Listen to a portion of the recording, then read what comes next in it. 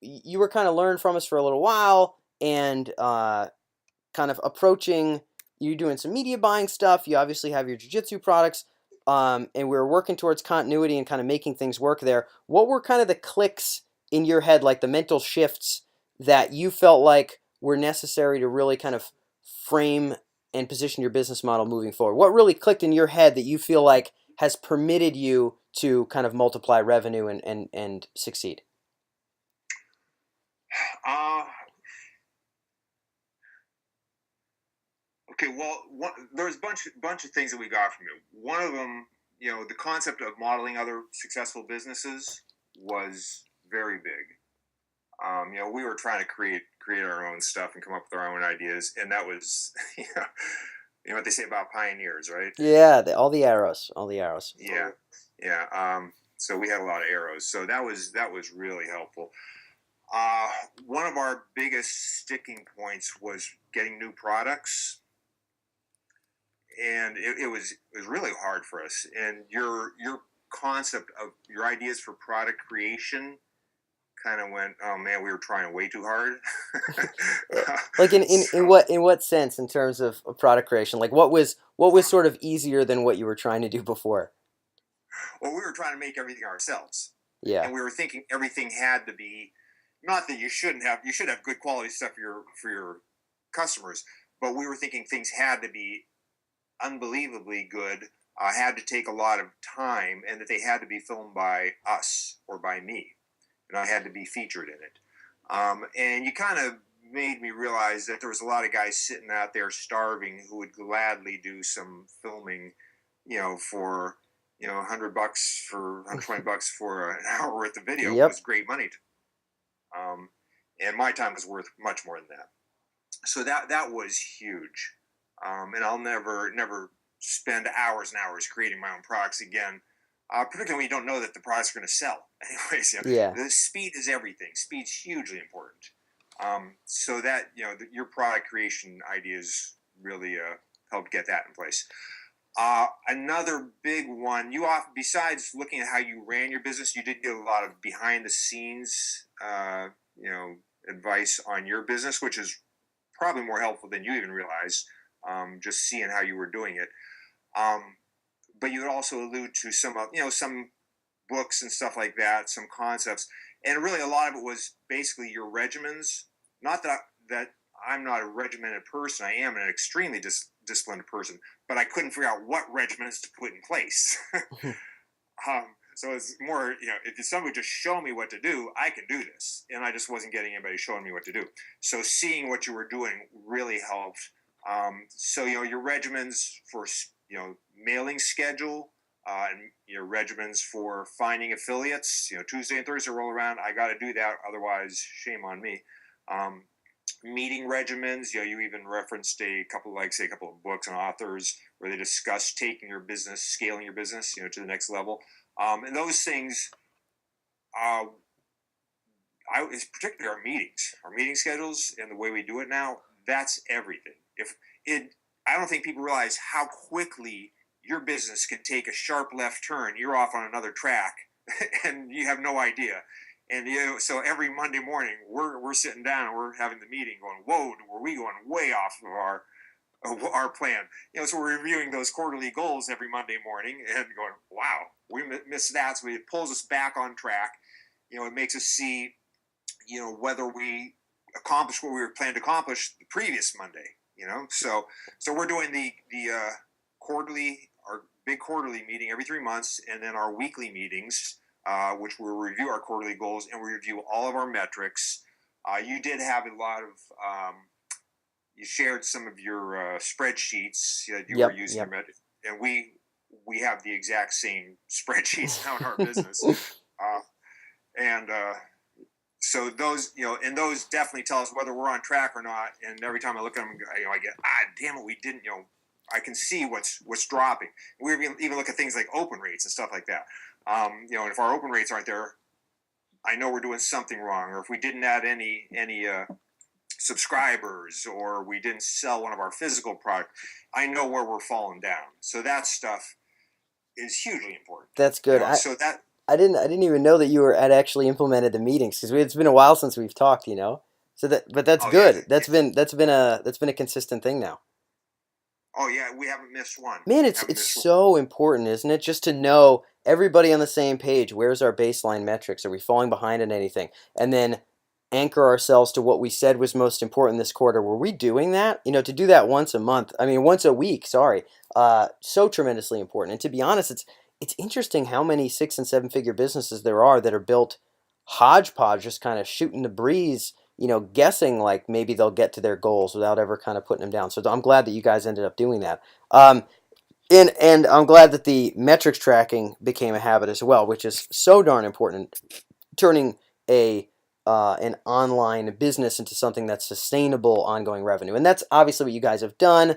You know, multiplied revenue to a pretty significant degree. You guys have been at kind of the 5 figure a month level, and you're one of 8 or 9 folks that have sort of gone from no recurring membership stuff to some recurring 5 figure stuff, which is great because now we can start talking about chasing 50 grand a month and 90 grand a month and keep building things. What were the actual kind of tactical boots on the ground things that sort of pushed you past 5 figures a month? What were the offers? What were the affiliate approaches? What were the things that you did that sort of pumped you past 5 figures a month in revenue? Uh, well, to be real specific, um, one in particular, one affiliate mailing that was done for us, Yeah, yeah. pushed us past there. Um, and because you never know, well, you never know which affiliate is going to hit it, You don't. right? You never do. So you go with as many as you can, and some are going to win, some are, and it ends up being a numbers game. The more you hit, the more ugly ducklings. Yeah, I preach the same thing all the time. I've had guys with weird little, niche businesses that don't do much affiliate stuff that all of a sudden will, come out of the woods and just crack it, and you guys obviously had your win there as well. So okay, so affiliates swinging at a bunch of them. That's a big one. Yeah, testing out solo ads. It was another traffic source you suggested, and we've had good. Sometimes it works, sometimes it doesn't, but we know exactly what's working, what's not working, so we're pushing that forward. That's good. I think that's going to be a huge source of revenue for us. Um, Making, just I think it's if anything, full disclosure, I was a fairly successful internet marketer before I met you, but that had stagnated. We really just couldn't push that further, and I think there's the reason. I think we had kind of tapped out as what the market will allow. So we needed another source of revenue. So in general, I would say it was your business model. There's different models in internet marketing, and this was one which I had heard of, but I wasn't really exploring deeply. And your The model, the recurring membership sort of yeah, ongoing revenue stuff. Yeah, yeah. subscription membership model. Um, and the deeper I look into it, the more I realize that the guys who are doing really, really, really well, many of them are deep into subscription models. Yep. So So that it's a good model. a business model shift, obviously. I think one thing that you did well that you didn't even mention, Bob. Obviously you learned the subscription game from us. Building out solid offers and programs, constructing and determining what should be in a membership program itself, and how to set that all up with billing and sales pages, and sort of poll customers to figure out what they want most and provide that. You use that information from your customer polls and from modeling the best to put together a pretty darn high converting offer for that subscription page. What was that process like? I know you went with a physical premium. You went and you bundled that in with some of your other membership stuff. What do you think made that page work? Because obviously you had a pretty successful offer for this membership thing that you put together. Modeling. Yeah. 100% modeling. Yeah. There's a shortcut. I mean, you can study copywriting all day long, and applying that to your sales page and your emails and everything, and then split test it for the next 5 years, and maybe you hit it. Or you can look at somebody else who's already done that for the last 5 or 10 years and make that your starting point, and you're kind of standing on the shoulders of giants at that point. So that, I would say, that's a huge shortcut to success. I mean, look at what's already working. Yep. imitate it. Yeah, the black Lamborghini test, right? That we talked about. Exactly. Yeah. Okay. Exactly. Cool. Well, that With, I didn't want to take your whole day, Bob, but I'm glad to sort of shake out some of the stuff that kind of clicked. And particularly sort of some of the mental shifts. I think that you're not alone in the fact that figuring out what regimens, being able to be a disciplined person, being able to work harder than most, but not knowing what regimens to put in place. I think that um, finally having what metrics to track, finally having how to set our goals, finally having how to follow up on those. I'm really glad to see where that's taken you guys, and that's been a big deal. What is the next horizon? What's like the next checkpoint you're excited about? 10 or 20 a month, okay, cool. You got yourself a nice healthy six-figure business. You guys got some fun stuff ahead of you. What's the bigger game from here? well, besides just driving more people to our offers and stuff, that's just gonna be ongoing.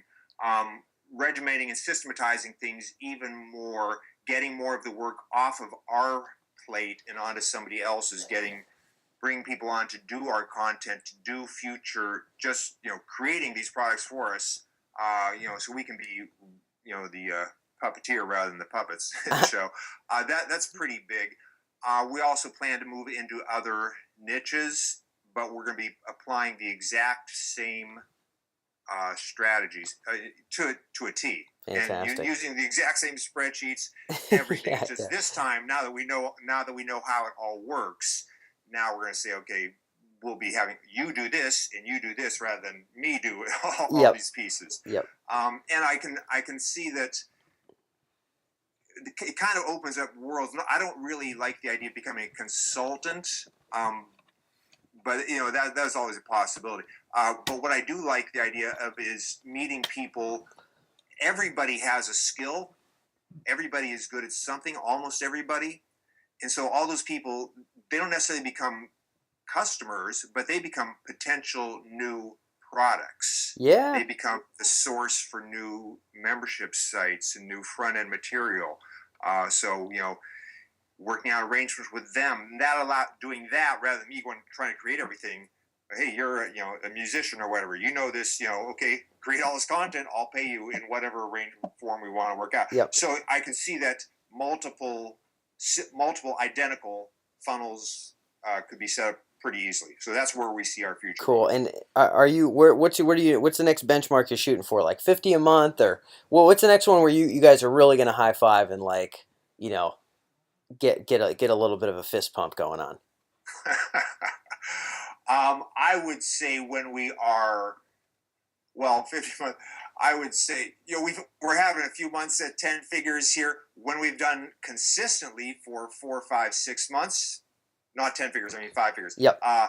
Then that will be Cool. definitely a high five, because then we know that this there's no flukes here. Yep. That we've figured out all the bugs, and I would say 50 we'd be pretty excited about that. Nice. Yeah. Well, let's get there, Mr. Bob. I think that the replication model works. You've seen us do it in fitness and self-protection and jiu-jitsu, and kind of split that, and seen guys like Daryl do youth wrestling, and now go into other niches and spaces, and I'm confident that you can do the same. So thanks for breaking out some of your strategies, Mr. Bob. Yeah, I would say if there's one big thing I was thinking about this earlier. Follow this, because this model is, I think it's very, very good. When anybody goes into internet marketing or selling anything online, I think that the average person has about a 5% chance of success, really, because most people fail 5 to 10%. Yeah. And I feel more like doing this approach, you have an 85% chance of success, with any given project you start, just because of the nature of it. Yeah, it's hard to lose if you can make recurring work, if you can make subscription go, and I'm pumped up to see that you guys have begun to do just that. So I'm rooting for you all the way to 50, Bob.